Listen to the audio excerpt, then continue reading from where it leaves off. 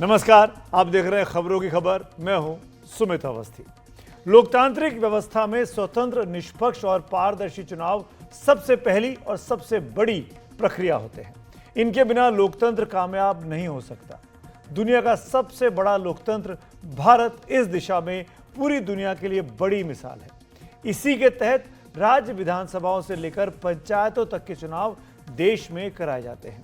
इन दिनों ऐसी एक चुनाव में सबकी दिलचस्पी बनी हुई है और ये वो है केंद्र शासित प्रदेश जम्मू कश्मीर का चुनाव, जिसके लिए अब विधानसभा की तारीखों का ऐलान हो चुका है और साथ साथ हरियाणा में भी चुनाव इस बार होंगे। तो अधिसूचना जारी हो चुकी है। 3 चरणों में जम्मू कश्मीर में चुनाव होना है। हमारी आज की सबसे बड़ी खबर जम्मू कश्मीर के चुनाव को लेकर है, जहां पर बड़ी आज खबर आई। कांग्रेस और नेशनल कॉन्फ्रेंस ने हाथ मिला लिया, कहा मिलकर चुनाव लड़ेंगे। भारतीय जनता पार्टी ने अपने सबसे पुराने नेता, जो जम्मू कश्मीर में कई दिनों तक काम करते रहे, राम माधव, उनको इंचार्ज बना दिया है। वो भी श्रीनगर पहुंचे हुए हैं। राहुल गांधी भी श्रीनगर में हैं। तो जम्मू कश्मीर का चुनावी माहौल गरमाया हुआ है और ये खबर इसलिए भी जरूरी हो जाती है कि 370 हटने के बाद पहली बार जम्मू कश्मीर में चुनाव हो रहा है। दूसरी बड़ी खबर, अमेरिका के दुनिया का सबसे बड़ा लोकतंत्र अपने आप को कहने वाले अमेरिका में भी चुनाव पूरे शबाब पर आ चुके हैं। राष्ट्रपति पद के लिए कमला हैरिस, जो कि डेमोक्रेटिक पार्टी के उम्मीदवार हैं, उन्होंने डोनाल्ड ट्रंप को सीधे तौर पर चुनौती दे दी है। कमला हैरिस का नॉमिनेशन को लेकर इस वक्त शिकागो में डेमोक्रेट्स का कन्वेंशन चल रहा है, नेशनल कन्वेंशन चल रहा है, जहां पर कमला हैरिस को कुछ देर बाद बोलना है। लेकिन कल कमला हैरिस के लिए जो जमीन तैयार की चुनाव में उतर कर रणभेरी छेड़ने की, वो बराक ओबामा और उनकी पत्नी मिशेल ओबामा ने की। वहां के चुनाव की हलचल भी आपको दिखाएंगे। तो क्या कुछ होने वाला है चुनावों में, इस पर नजर, क्योंकि हिंदुस्तान के लिए भी अमेरिका का चुनाव बहुत दिलचस्प है और उसकी वजह कमला हैरिस का नॉमिनेशन होना। कमला हैरिस की मां भारतीय मूल की थी, जो साफ तौर पर भारतीयों की बहुत दिलचस्पी अमेरिका के चुनाव में भी है। लेकिन पहले बात जम्मू कश्मीर की करते हैं, जहां 3 चरणों में 18 सितंबर, 25 सितंबर और 1 अक्टूबर को विधानसभा चुनाव के लिए मतदान होगा और 4 अक्टूबर को हरियाणा विधानसभा चुनाव के साथ ही नतीजे जम्मू कश्मीर के भी आएंगे। चुनावों के लिए सभी दलों ने रणनीति बनानी शुरू कर दी है। आज की ये तस्वीर जब आप देखने वाले हैं, ये उसी की एक निशानी इस वक्त आपके सामने स्क्रीन पे आप देख सकते हैं। आज कांग्रेस और नेशनल कॉन्फ्रेंस के नेता मिले श्रीनगर में। कांग्रेस के अध्यक्ष मल्लिकार्जुन खड़गे और पूर्व अध्यक्ष राहुल गांधी श्रीनगर के दौरे पर हैं और वहां पर उनकी फारूक अब्दुल्ला, जो कि पूर्व मुख्यमंत्री है, नेशनल कॉन्फ्रेंस के अध्यक्ष हैं, और उनके बेटे उमर अब्दुल्ला, जो कि वो भी पूर्व मुख्यमंत्री है, चारों के बीच लंबे दौर की बातचीत हुई और एक तरीके से ये सहमति बन गई कि मिलकर चुनाव कांग्रेस और नेशनल कॉन्फ्रेंस लड़ने वाली है। और दोनों ने मिलकर यह तय किया कि बीजेपी को इस बार हम फिर कड़ी चुनौती देंगे। खड़गे और राहुल गांधी ने इस सिलसिले में आज उनके घर जाकर, अब्दुल्ला के घर जाकर उनसे मुलाकात की है। फारूक अब्दुल्ला ने जम्मू कश्मीर की सभी 90 सीटों पर कांग्रेस के साथ गठबंधन का ऐलान किया। हम सुनते हैं फारूक अब्दुल्ला ने क्या कहा। डॉक्टर साहब, राहुल गांधी कह रहे थे कि इंडिया अलायंस के जितने भी पार्टनर्स हैं, वो सारी पार्टीज जो हैं जम्मू कश्मीर में एकजुट होंगी। क्या चांसेस है नेशनल कॉन्फ्रेंस, पीडीपी और कांग्रेस साथ में आए? देखिए, कांग्रेस और हम इकट्ठे हैं। हम तारिगामी साहब भी हमारे साथ हैं और मुझे उम्मीद है कि हमारे लोग हमारे साथ हैं, कि हम लोग भारी अक्सरियत से। उधर कांग्रेस के अध्यक्ष मल्लिकार्जुन खड़गे ने इस मुलाकात की तस्वीरें सोशल मीडिया प्लेटफॉर्म एक्स पर आज पोस्ट की और लिखा, हमारी और राहुल गांधी की नेशनल कॉन्फ्रेंस के अध्यक्ष फारूक अब्दुल्ला और उपाध्यक्ष उमर अब्दुल्ला के साथ श्रीनगर में एक गर्मजोशी से भरी शिष्टाचार मुलाकात हुई। मुलाकात में शामिल रहे उमर अब्दुल्ला ने उम्मीद जताई कि जल्द ही जम्मू कश्मीर का राज्य का दर्जा सभी शक्तियों के साथ बहाल हो जाएगा और इसके लिए हमें इंडिया गठबंधन के साथ मिलकर खड़े होना होगा। इससे पहले राहुल गांधी भी इस बात को दोहरा चुके हैं कि जम्मू कश्मीर को राज्य का दर्जा दिलाना उनकी प्राथमिकता होगी। सुनते हैं। हिंदुस्तान की हिस्ट्री में आजादी के बाद बहुत सारी बार यूनियन टेरिटरीज को स्टेट में बदला गया है, मगर एक ही उदाहरण है जब स्टेटहुड छीनकर यूनियन टेरिटरी बनाई गई है। ये पहली बार हुआ है, इससे पहले ये कभी नहीं हुआ था।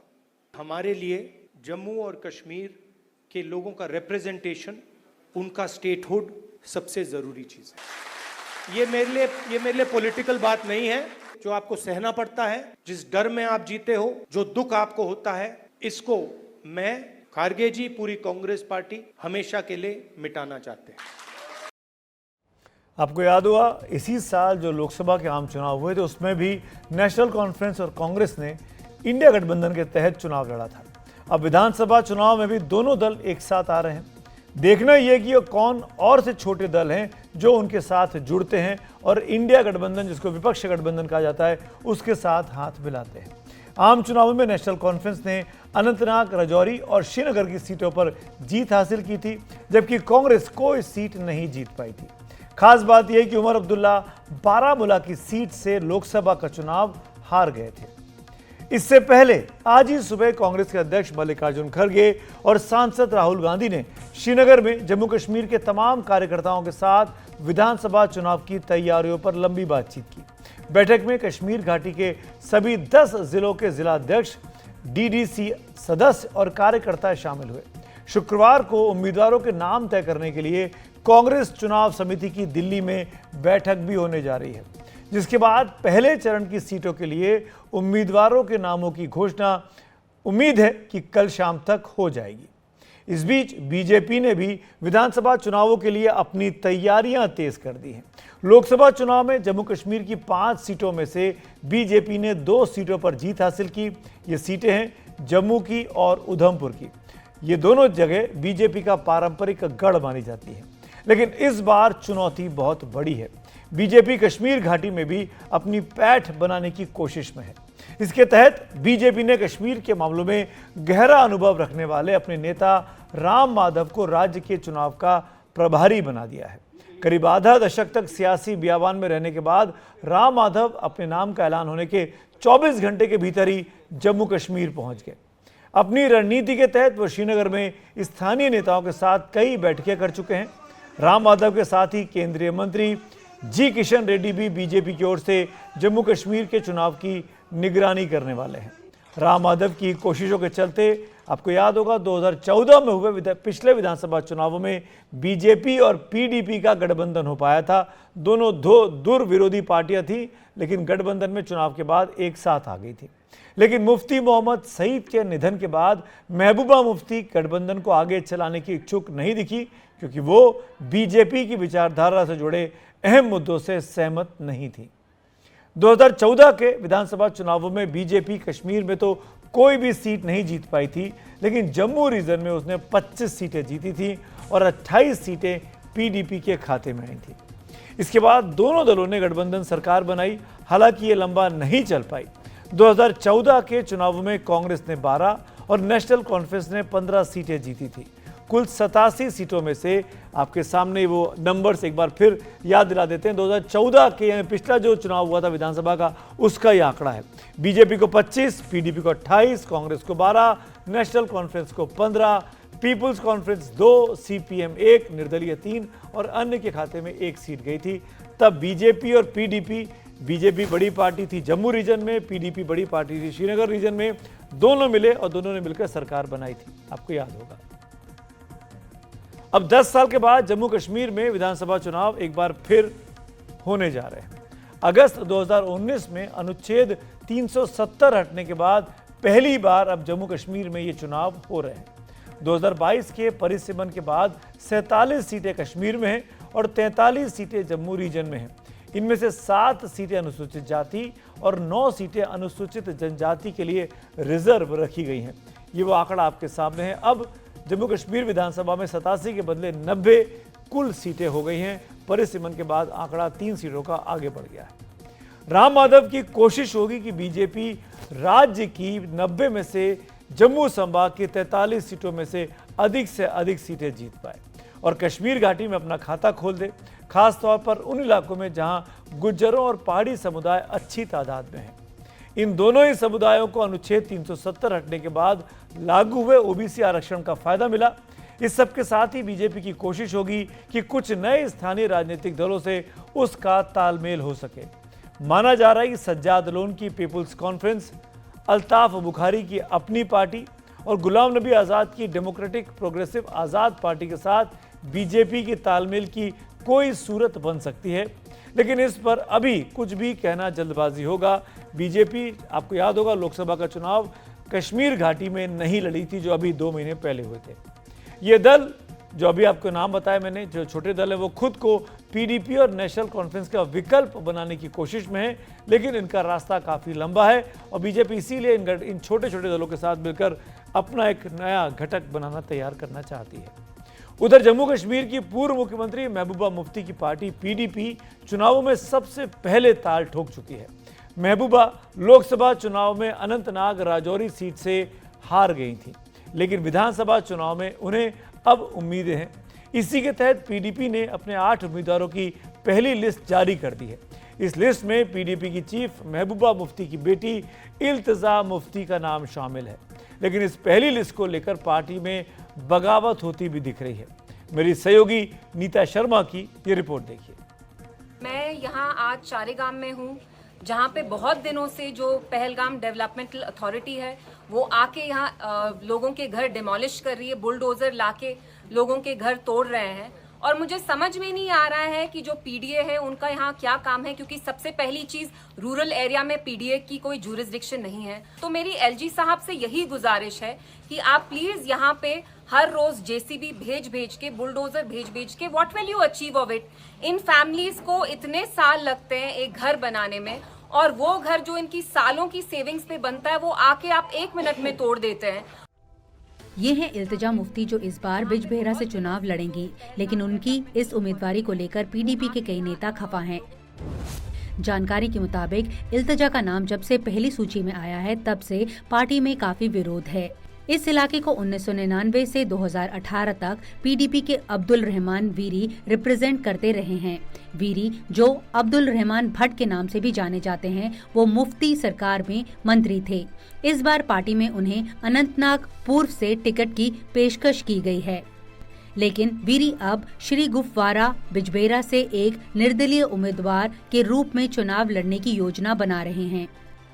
अमन तो कब्रिस्तान में भी होता है, मगर इज्जत से अमन, जिसमें लोग जिए, बात करें, सर उठा के चले, तो हम उसी अमन को चाहते हैं। और मुझे खुशी है कि आज कमर साहब हमारे साथ दोबारा जुड़ गए हैं, और मुझे उम्मीद है कि ये पीडीपी की जो हमारा एजेंडा है, पीडीपी की जो हमारी ख्वाहिश है कि जम्मू कश्मीर के लोगों को इस मुसीबत से, इस दलदल से निकालना है, उसमें पूरी मदद करेंगे।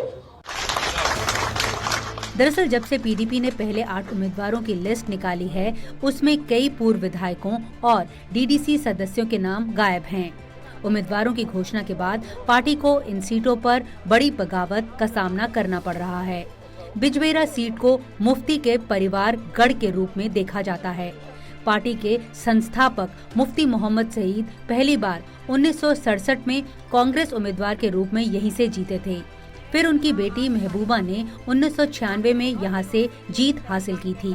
परिवार की इस क्षेत्र में गहरी जड़ें हैं। इल्तिजा के पिता जावेद शाह भी इस क्षेत्र से आते हैं। वैसे लोकसभा के नेता विपक्ष राहुल गांधी और कांग्रेस अध्यक्ष मल्लिकार्जुन खड़गे भी 2 दिन के दौरे पर जम्मू कश्मीर में हैं। It is our priority in the Congress party and also in the India Gathbandhan to restore statehood to Jammu and Kashmir as soon as possible. We had expected that this would be done prior to the elections, but okay, elections have been declared. It is a step forward and we are hoping that statehood would be restored as soon as possible.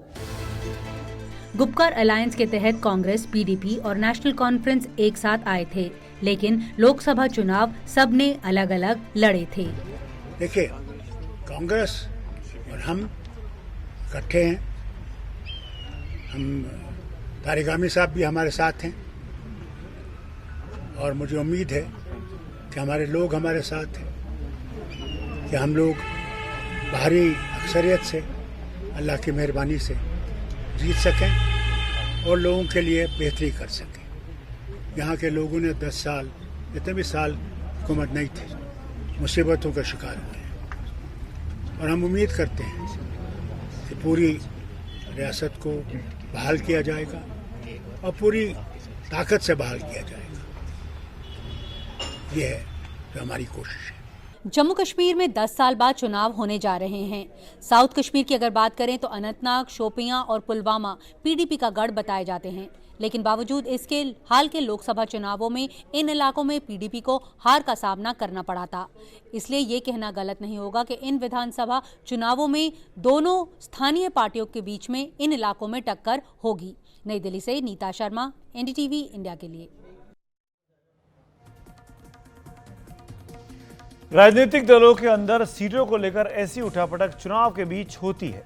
इस सब के बीच जम्मू कश्मीर की जनता को अपनी चुनी हुई सरकार का बेसब्री से इंतजार है, क्योंकि पिछले 5 सालों से 2019 के बाद से वहां पर कोई सरकार नहीं है।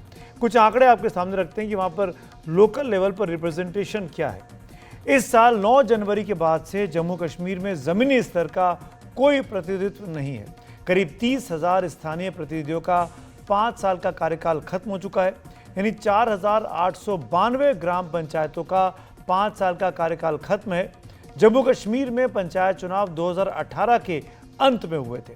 इससे पहले 19 म्युनिसिपल काउंसिल और 57 म्युनिसिपल कमेटी का कार्यकाल नवंबर 2023 में ही पूरा हो चुका था।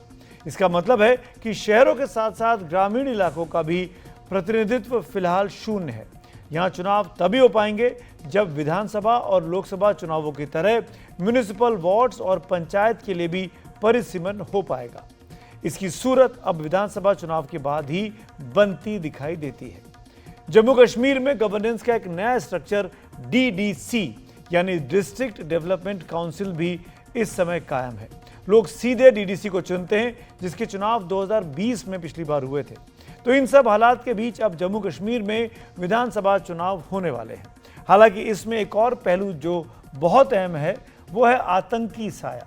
जिस तरह से आतंकियों ने बीते कुछ साल में पीर पंजाल के पार जम्मू राजौरी इलाके में अपनी गतिविधियां बढ़ाई हैं और सुरक्षा बलों पर हमले तेज किए हैं, उसे देखते हुए निष्पक्ष और शांति के साथ चुनाव कराना सुरक्षा बलों के लिए बड़ी चुनौती हो गई है।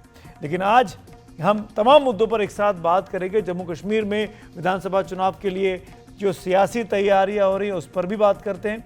बात करने के लिए हमारे साथ खास मेहमान जुड़े हुए हैं। परिचय कराता हूं बारी बारी से। जफर चौधरी साहब मेरे साथ हैं, जो कि एडिटर हैं द डिस्पैच के। स्वागत है आपका। आशा खोसा जी जो वरिष्ठ पत्रकार हैं, एडिटर हैं आवाज़ द वॉइस की, आपका भी बहुत बहुत स्वागत है। और मेरे साथ मेरे सहयोगी नज़ीर मसूदी भी श्रीनगर से जुड़े हैं। नज़ीर भाई, आपका भी खबरों की खबर में स्वागत करता हूं मैं। मेरा पहला सवाल नज़ीर भाई आप ही से है। आज जो बड़ा डेवलपमेंट हुआ, नेशनल कॉन्फ्रेंस और कांग्रेस के नेता एक साथ बैठे, ये ऐलान कर दिया कि हम साथ में मिलकर चुनाव लड़ने वाले हैं। मेरे मन में कुछ उलझने हैं, मैं चाहता हूं कि आप उसको पहले साफ कर दें ताकि ज़मीन बातचीत की ज़मीन तैयार हो सके।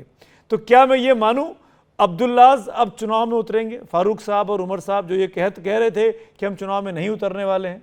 और महबूबा मुफ्ती का क्या प्लान है, क्या वो चुनाव में उतरेंगी क्योंकि इल्तिजा चुनाव में आ चुकी हैं? देखिए, उमर अब्दुल्ला ने कहा था कि वो इलेक्शन नहीं लड़ेंगे, कई बार कहा था, लेकिन फिर फारूक अब्दुल्ला ने कहा नहीं, अगर वो नहीं लड़ेंगे तो मैं लड़ूंगा। तो बीच में जब इलेक्शन का ऐलान हुआ तो पार्टी में कई आवाजें उठी नेशनल कॉन्फ्रेंस में, नहीं उमर अब्दुल्ला को लड़ना चाहिए। कुछ दिनों पहले मेरी उससे बात हुई तो उससे साफ लगा कि जो पहला फैसला था न लड़ने का, उसमें तब्दीली आई है और ये इम्कान है कि उमर अब्दुल्ला ही इलेक्शन लड़ेंगे और फारूक अब्दुल्ला नहीं लड़ेंगे। लेकिन इससे बढ़ के कौन लड़े कौन न लड़े, इलेक्शन हो रहा है और इलेक्शन एक अलायंस में हो रहा है।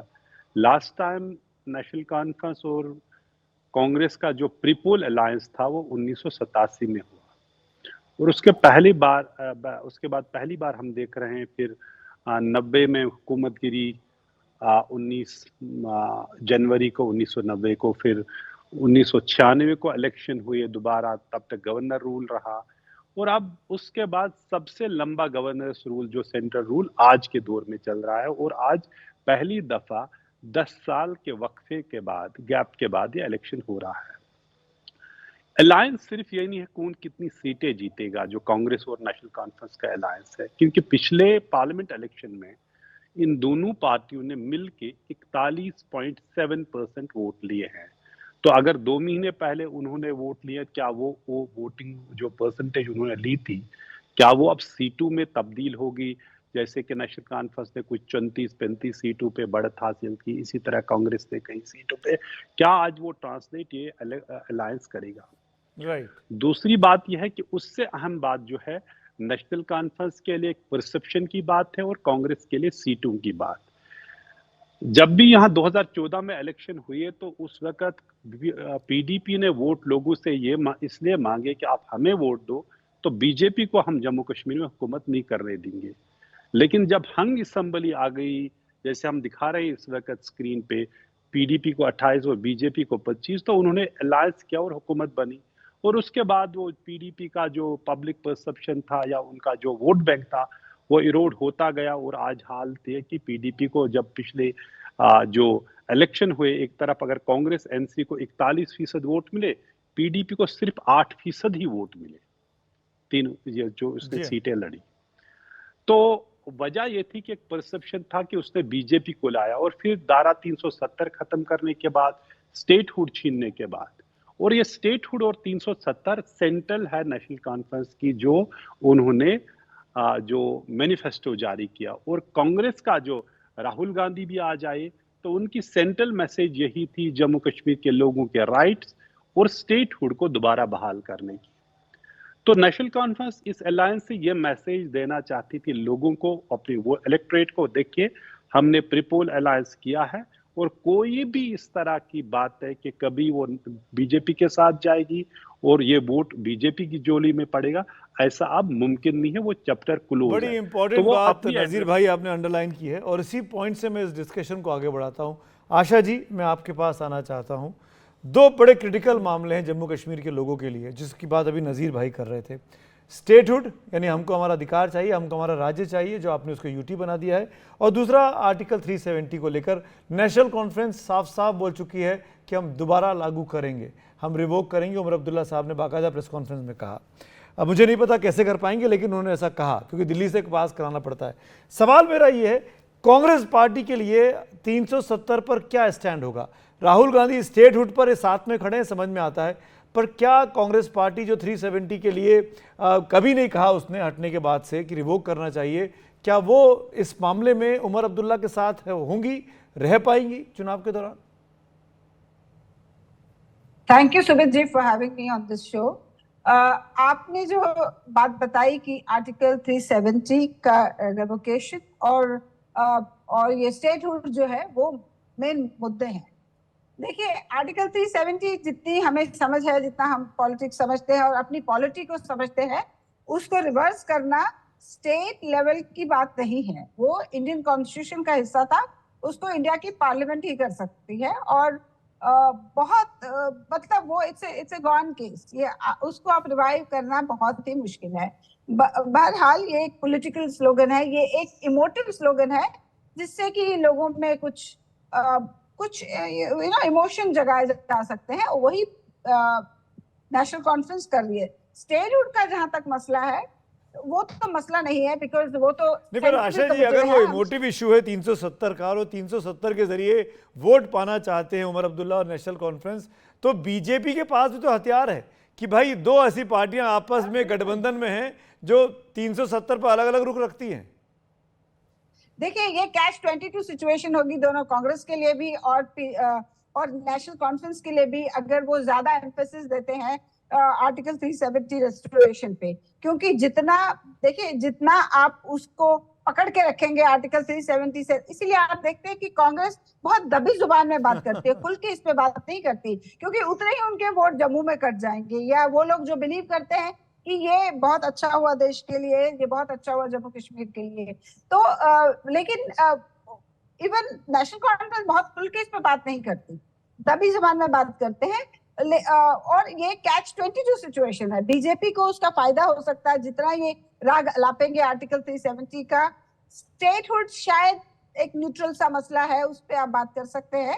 आर्टिकल 370 जो है वो जितना किसी को नुकसान होगा उतना किसी को फायदा भी हो सकता है। जफर साहब, मैं आता हूं आपके पास। Asha ji, let me take opening remarks from Zafar sahab. Congress की बात की, 370 की बात की, रिस्टोरेशन स्टेटहुड की बात की, भाई इस सब में महबूबा मुफ्ती कहाँ खड़ी हैं? अभी लोकसभा चुनाव हारी हैं लोग, अब उन्होंने कहा विधानसभा नहीं लड़ेंगे, पर अपनी बेटी इल्तिजा को अपनी सीट से उतार दिया जो पारिवारिक सीट है। ऐसे में पीडीपी के क्या चांसेस हैं? हम इसके साथ ही जुड़ा हुआ एक और सप्लीमेंट्री क्वेश्चन भी मैं पूछ लेता हूं। इंडिया ब्लॉक में तीनों पार्टियां एक साथ थी, कांग्रेस, एनसी, पीडीपी। क्या ऐसी सिचुएशन आप देखते हैं चुनाव तक आते आते, यानी 18 तारीख आते आते पीडीपी भी इस तरफ आ जाए? जो आपने आखिरी बात पूछी वो मैं पहले बताना शुरू करूंगा कि पीडीपी का इस अलायंस में आना बहुत मुश्किल है, क्योंकि उसमें नेशनल कॉन्फ्रेंस की सेंसिटिविटी ज्यादा है। ये पिछले 25 साल में जो जम्मू कश्मीर की सियासी सूरत हाल है वो ऐसे बनी है कि पीडीपी और नेशनल कॉन्फ्रेंस एक ही पॉलिटिकल स्पेस के ऊपर मेजर कॉम्पिटिटर है, तो लिहाजा नेशनल कॉन्फ्रेंस वो स्पेस कंसीड करने के लिए तैयार नहीं होगी। और मुझे लगता है कि पिछले 5-6 महीने में लोकसभा के चुनाव से जब शुरुआत हुई है तब से लेकर नेशनल कॉन्फ्रेंस ने बहुत ही स्मार्ट मूव, बड़ी डिस्क्रीट डिस्कशंस, पब्लिक में बहुत ज्यादा उन्होंने इसका जो शोर नहीं किया और बड़े क्वाइटली उन्होंने कांग्रेस लीडरशिप के साथ बात करके ये सुनिश्चित किया है कि जो भी अलायंस बने उनके और कांग्रेस के दरमियान हो, पीडीपी उसका हिस्सा ना हो। ये लोकसभा चुनाव में भी हमने देखा कि इंडिया अलायंस की आखिर तक बात हो रही थी, लेकिन जब अलायंस की अनाउंसमेंट हुई तो वो सिर्फ नेशनल अनाउंसमेंट भी नहीं बल्कि हुई स्ट्रेटेजिकली उन्होंने डिसाइड किया कि ये लड़ेंगे, तब वो नेशनल कॉन्फ्रेंस और कांग्रेस के ही दरमियान था। आज फारूक साहब ने भी कहा कि सीपीआईएम हमारे साथ हैं और पीडीपी का जिक्र नहीं हुआ, तो इसकी पॉसिबिलिटी नहीं है कि पीडीपी इस अलायंस का हिस्सा इन चुनावों में बन सके। दूसरी चीज ये है कि पीडीपी का अब स्टेटस क्या रह जाता है। जैसे हमारे साथी नजीर ने पहले बताया कि एक इशू बन गया 2014 के इलेक्शन में। अब जैसे पॉलिटिक्स में किसी भी पॉलिटिकल पार्टी को कहीं पे भी जाकर सियासत करने का पूरा हक होता है, उस तरह से बीजेपी को भी है कि वो अपना जो भी एजेंडा है लेकर कश्मीर में आए, अगर लोग सुन सकते हैं तो ठीक है। लेकिन पीडीपी ने बहुत अग्रेसिव तरीके के साथ वो लोगों के पास लेकर गए कि बीजेपी आ जाएगी और उसको रोकने का एक ही तरीका है अगर आप हमें पावर में लाते हैं। और बाद में जब वो बीजेपी के साथ चले गए उसकी वजह से जो उनका जन आधार है उसमें बहुत ज्यादा फर्क पड़ा है। लेकिन एक सिल्वर लाइनिंग उनके लिए ये है, यानी 2014 से लेकर फिर उसके बाद जितने भी मुफ्ती साहब का निधन, फिर जो बीजेपी का जो महबूबा जी का टर्न अराउंड, पहले उन्होंने कहा कि बीजेपी के साथ दोबारा नहीं जाएंगे, फिर बीजेपी के साथ गए, फिर उनकी गवर्नमेंट भी बड़ी अनस्टेबल रही।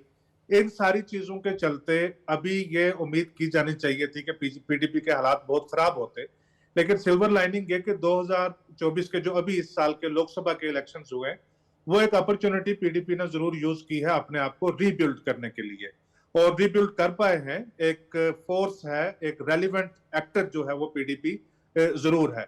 जो नैरेटिव पिछले 6 साल में खास करके 2019 के बाद चला कि रीजनल पार्टीज, डायनेस्टिक, इनको जो है वो डिसलॉन्च करना है, तो वो चीज एक एस्टैब्लिश होकर आई है। लोकसभा इलेक्शन जो है वो हमारे पास most current, most recent base है जिसकी बिना के ऊपर हम एक असेसमेंट कर सकते हैं कि सूरत कैसी नजर आती है। सो पीडीपी की मैं बीच में इंटरवीन कर रहा हूँ, समय का भी ध्यान रखना है हमको।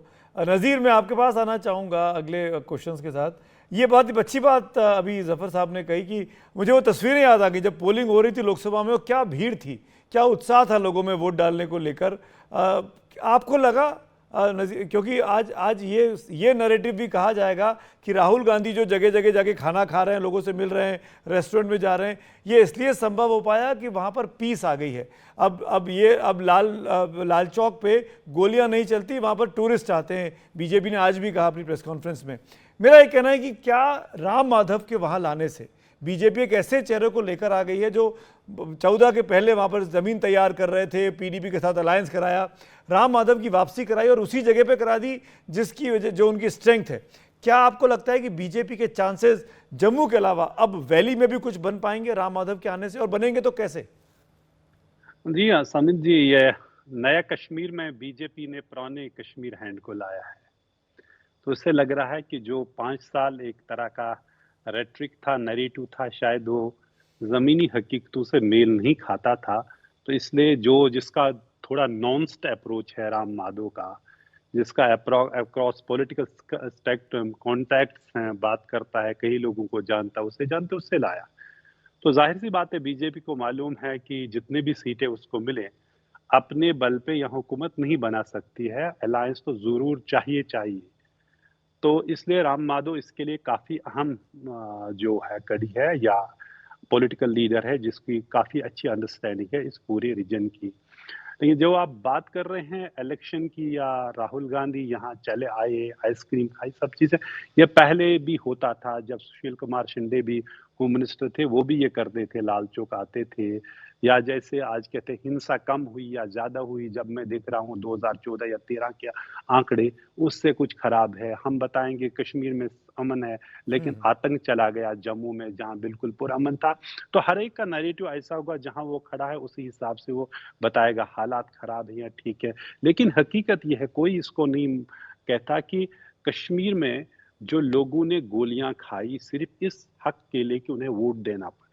मुझे हजारों लोगों को सिर्फ इस बुनियाद पे मिलिटेंटों ने मारा, उन्होंने यहाँ डेमोक्रेसी का साथ दिया। ये आज ही 90 से हुआ।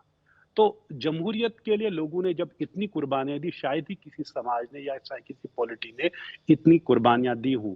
लेकिन जब कहते हैं ना कि सारा कुछ एक तरफ से एक बाइनरी बनाई गई है, जैसा कि पूरा अलगावाद का, ऐसी बात नहीं थी। अगर अलगावाद कश्मीर में था तो यहाँ उस अलगावाद के लिए खिलाफ लड़ने के लिए भी यही कश्मीरी थे। बिल्कुल। तो जो उसके खिलाफ लड़ रहे, जो मारे गए वो भी कश्मीरी थे। जिन्होंने जमहूरियत या लोकतंत्र के लिए जाने थी वो भी यहीं के थे। तो कुल मिला के एक तरह का जो वोट डाल रहे हैं, ये लोगों की ये असल में कामयाबी है, लोकतंत्र की कामयाबी है। और जैसा इलेक्शन कमीशन ने कहा कि हमें बिल्ड ऑन करना है, जो पार्लियामेंट में जिस तरह का इंथुजियाज्म दिखाया गया, लोगों ने बढ़ चढ़ के हिस्सा लिया, और उम्मीद है कि उससे बेहतर इस इलेक्शन में होगा। आशा और जो जी, सॉरी रजीत, बीच में टोक रहा हूँ, समय की कमी है। आशा जी, कोई कमेंट लेना चाहूंगा, लास्ट कमेंट। क्या आपको लगता है वैली में बीजेपी जो लोकसभा चुनाव नहीं लड़ी थी, इस बार विधानसभा में लड़ेगी और उसको वेलकम किया जाएगा कश्मीर में? देखिए सुमित जी, बीजेपी ने ना अपनी पार्टी जो है वो उसका स्ट्रक्चर वैली में अभी तक बनाया नहीं है ठीक ठाक। वो अभी उनकी प्रायोरिटी वैली में कुछ और थी, हालात को ठीक करना था। और मैं ये नहीं मानती कि वहाँ अपने आप हालात ठीक हो गए। वहाँ पे सिक्योरिटी फोर्सेस ने काम किया, सिविल सोसाइटी ने काम किया, कश्मीरी नॉन कश्मीरी सब ने काम किया और हालात ठीक हुए। उसके वजह से आपको याद होगा कि वहाँ हड़तालें होती थी, जब भी इलेक्शन होता था बाइकॉट की कॉल दी जाती थी जी। अब ऐसा कुछ नहीं होगा। हुर्रियत कॉन्फ्रेंस का नामो निशान फिलहाल तो मिट गया है। ये सब हुआ है क्योंकि सिक्योरिटी फोर्सेस ने वहां बहुत काम किया है। और बीजेपी जो है अब वहां उसका क्रेडिट कुछ तो बीजेपी को भी जाता है, उन्होंने एक पॉलिसी लाई वहां पे, लेकिन वो अपनी पार्टी को अभी तक नहीं बिल्ड कर पाए हैं। उनकी जो पार्टी है वो बहुत मजबूत है जम्मू रीजन में। कश्मीर में वो अलायंसेस करेंगे, प्री पोल पोस्ट पोल अंडरस्टैंडिंग्स, उसके लिए राम माधव जी को लाया है। और हो सकता है एक आध सीट कोई जीत भी ले, मुझे तो लगता नहीं है, लेकिन उनका जो ओवरऑल एजेंडा है वो अपने एजेंडा पे काम कर रहे हैं and they are quite happy about it. और भरपूर कोशिश होगी बीजेपी की। आप तीनों की सहमति से इसको अपना एक कंक्लूजन रिमार्क देना चाहता हूं कि जो भी सरकार बने अगली 4 अक्टूबर के बाद, उसमें बीजेपी का रोल जरूर हो। ये बीजेपी जरूर चाहेगी कि हमारी मर्जी से वहां का मुख्यमंत्री तय हो। शायद इसीलिए राम माधव को यह दायित्व दिया गया है कि भाई आप छोटी छोटी पार्टियों के साथ इतनी ताकत खड़ी कर लीजिए कि 45 का आंकड़ा जिसके पास भी आए उसमें हमारा फिगर जरूर शामिल रहे। शुक्रिया आप तीनों का मुझसे बात करने के लिए, जुड़ने के लिए। Thank you so much.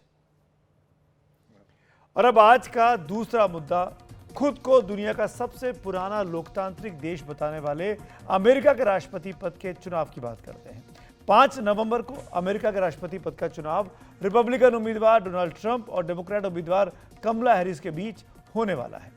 Chicago में हुए डेमोक्रेटिक नेशनल कन्वेंशन में डेमोक्रेटिक पार्टी ने बड़े जोश खरोश के साथ कमला हैरिस के राष्ट्रपति पद के लिए उम्मीदवारी पर मुहर लगा दी। कमला जब मंच पर आई तो मंजर देखते ही बन रहा था। हालांकि जो बाइडेन की दावेदारी से पीछे हटने और कमला हैरिस के नाम को आगे बढ़ाने के बाद ये मुहर लगना अब सिर्फ एक औपचारिकता थी। जिस तरह से अपना नाम सामने आने के बाद कमला हैरिस ने डोनाल्ड ट्रंप के सामने चुनौती बड़ी कर दी, वो काफ़ी दिलचस्प रहा और उसने डेमोक्रेटिक पार्टी में एक नया जोश भर दिया। उससे पहले लगातार डोनाल्ड ट्रंप जो बाइडेन पर भारी पड़ते जा रहे थे और उन्हें उनके स्वास्थ्य पर बड़ी उम्र को लेकर निशाना बना रहे थे, लेकिन उन्हें अंदाज़ा नहीं था कि उनकी यह रणनीति खुद उनके सामने आने वाले दिनों में बड़ी चुनौती खड़ी कर देगी। ये चुनौती अब कमला हैरिस की शक्ल में उनके सामने खड़ी हो चुकी है। शिकागो में हुए डेमोक्रेटिक नेशनल कन्वेंशन में कमला हैरिस के नाम पर मुहर लगने के लिए डेमोक्रेटिक पार्टी के दिग्गज मौजूद रहे। तस्वीरें देखिएगा।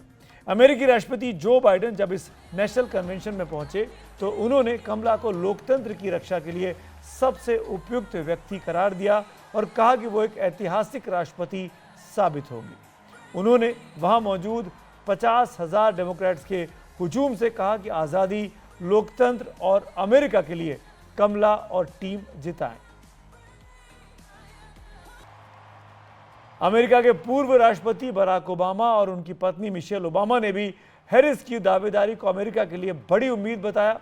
मिशेल ओबामा ने जब ये कहा माय गर्ल कमला तो वहां मौजूद लोगों का उत्साह देखते ही बन रहा था।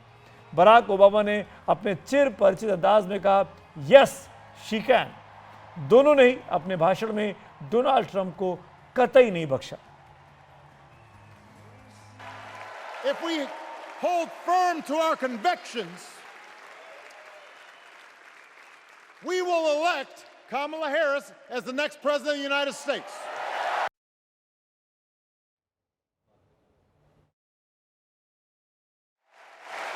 Kamala Harris is more than ready for this moment. America के पूर्व राष्ट्रपति बिल क्लिंटन और उनकी पत्नी हिलरी क्लिंटन ने भी अपने भाषणों में डोनाल्ड ट्रंप पर जमकर हमले किए हैं।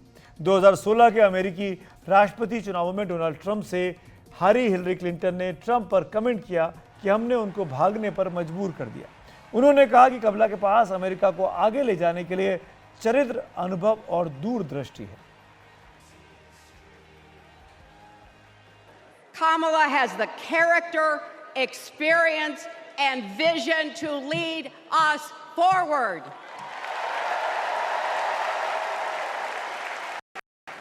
So in 2024, we got a pretty clear choice, it seems to me. Kamala Harris for the people. जब तक जो बाइडेन राष्ट्रपति पद की रेस में थे तो ट्रंप पर उनकी बढ़ती उम्र को लेकर हमलावर ट्रंप उन पर लगातार रहते थे, लेकिन अब कमला हैरिस के सामने आते ही बाजी पलट चुकी है। ट्रंप कमला से उम्र में लगभग 20 साल बड़े हैं। वही हमला अब कमला हैरिस ट्रंप पर कर रही हैं। Well, Donald,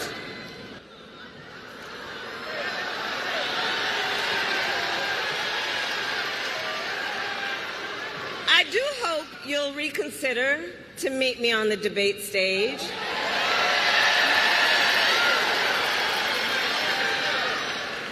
Because as the saying goes, if you've got something to say, say it to my face.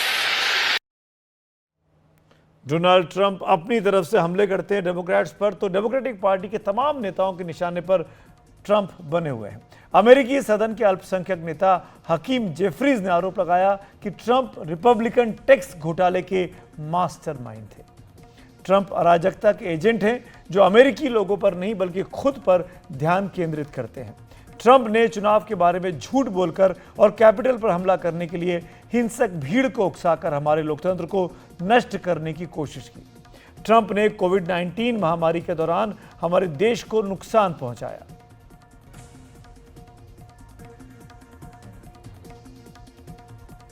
Democratic national convention में डोनाल्ड ट्रंप को कौन आर्टिस्ट तक बता दिया गया, यानी वो जो अमेरिकी लोगों की आंख में धूल झोंकता है। कमला हैरिस को हॉलीवुड से लेकर अमेरिकी समाज की कई जानी मानी शख्सियतों का साथ भी मिला है। डेमोक्रेटिक खेमा इस वक्त जोश में है और ट्रंप इस वक्त बैकफुट पर दिख रहे हैं, लेकिन यह माहौल क्या वोटों में तब्दील हो पाएगा, ये भी देखना दिलचस्प होगा। चुनाव अभी भी 3 महीने दूर है। इसी पर बात करने के लिए हमारे साथ 2 खास मेहमान जुड़ेंगे, लेकिन फिलहाल मेरे साथ प्रोफेसर अनुराधा चिनॉय जो कि जिंदल ग्लोबल यूनिवर्सिटी की में काम करती हैं, वो इस वक्त हमारे साथ जुड़ी हुई हैं। प्रोफेसर चिनॉय, शुक्रिया हमसे बात करने के लिए। मेरा पहला सवाल आपसे यही है, डेमोक्रेट्स का कन्वेंशन जो शिकागो में चल रहा है उसके बाद आपको क्या लगता है, मुकाबले में दिलचस्पी आई है या अभी भी एक तरफा चीज़ें बनी हुई है? नहीं, बिल्कुल ये बहुत ही तेज़ मुकाबला है।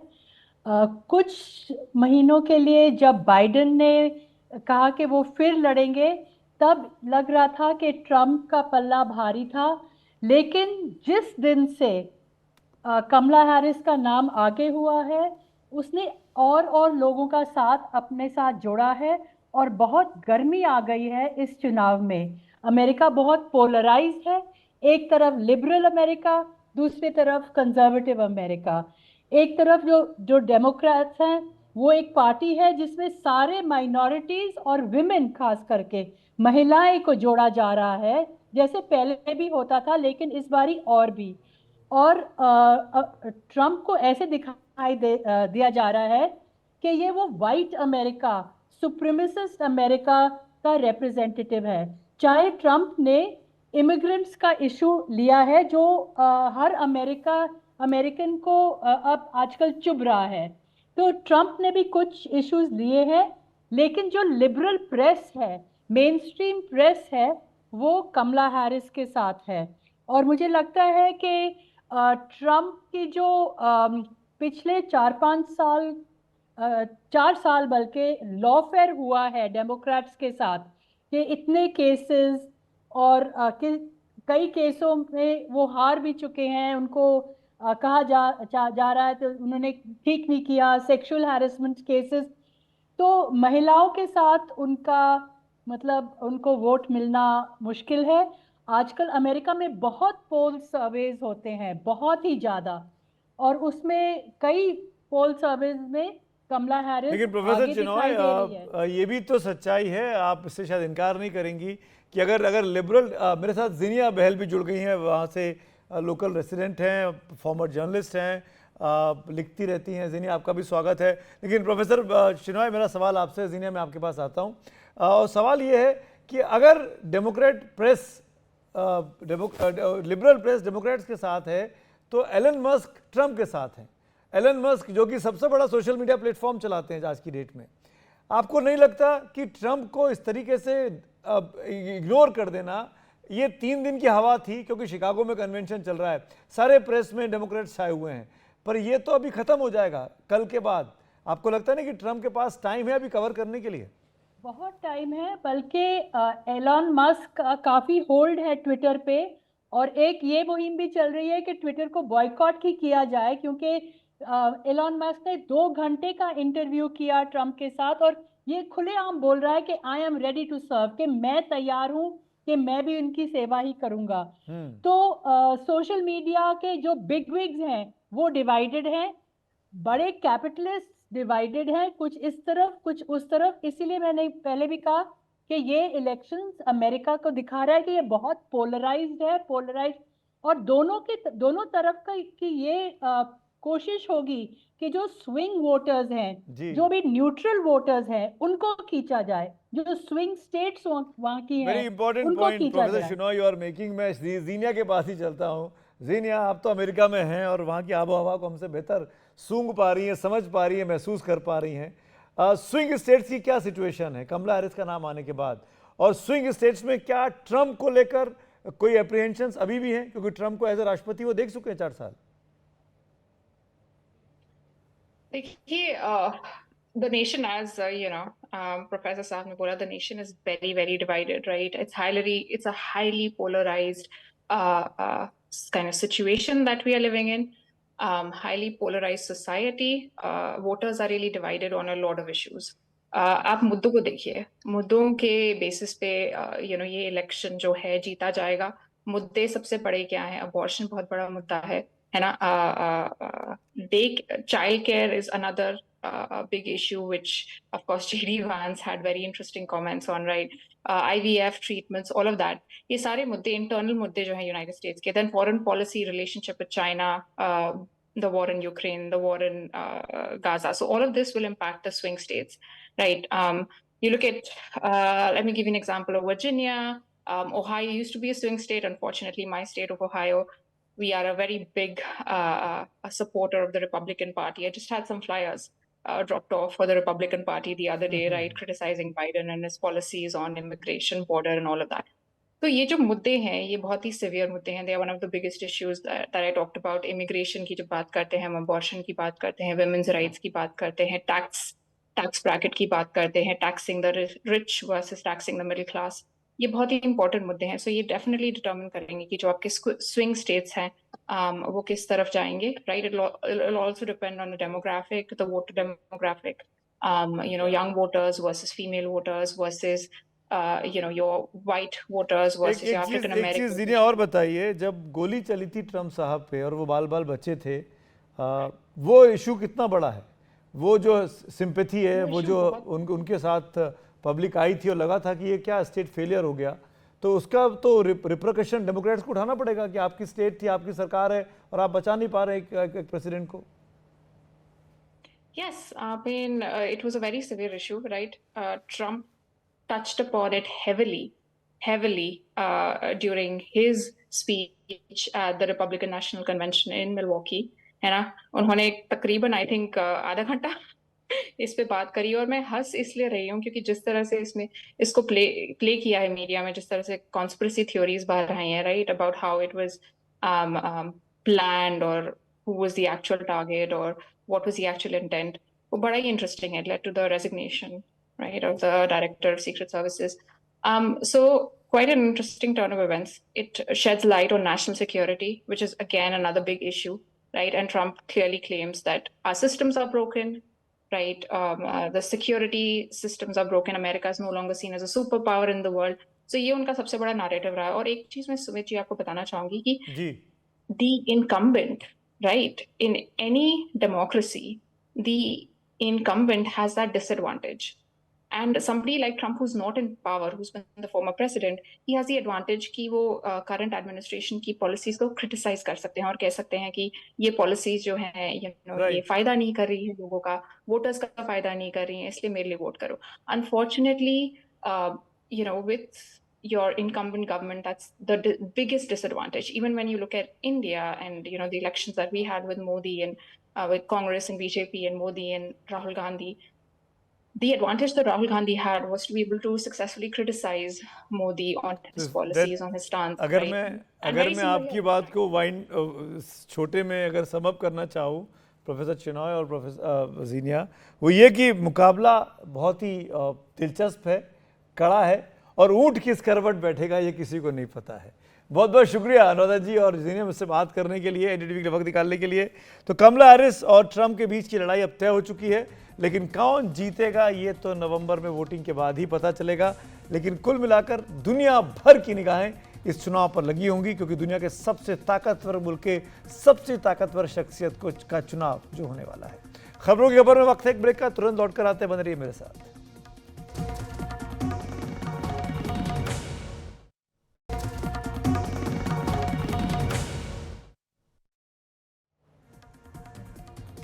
एक बार फिर आप सबका स्वागत है. प्रधानमंत्री नरेंद्र मोदी 2 दिन का पोलैंड दौरा पूरा कर यूक्रेन के लिए अब रवाना हो चुके हैं.